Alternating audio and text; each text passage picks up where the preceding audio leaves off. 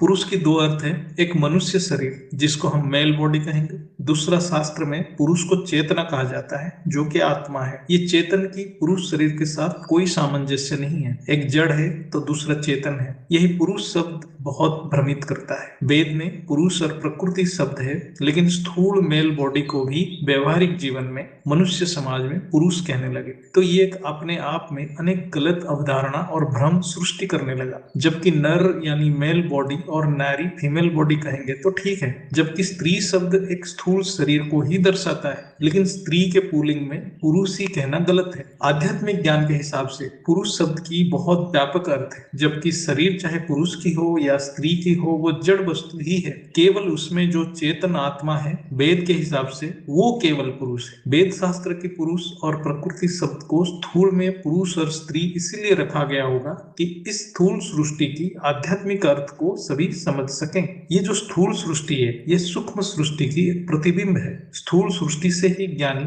विश्लेषण करके समझ सकता है कि मूल सृष्टि लाइट माइट है, अर्थात स्थूल सृष्टि भी निराकार सृष्टि की एक प्रतिकृति है। लेकिन धीरे धीरे वेद की ज्ञान, सनातन शास्त्र की ज्ञान लुप्त हुआ और सभी के बुद्धि स्थूल में फंसा रहा और स्त्री और पुरुष की अर्थ एक जड़ शरीर में सीमित हो गया।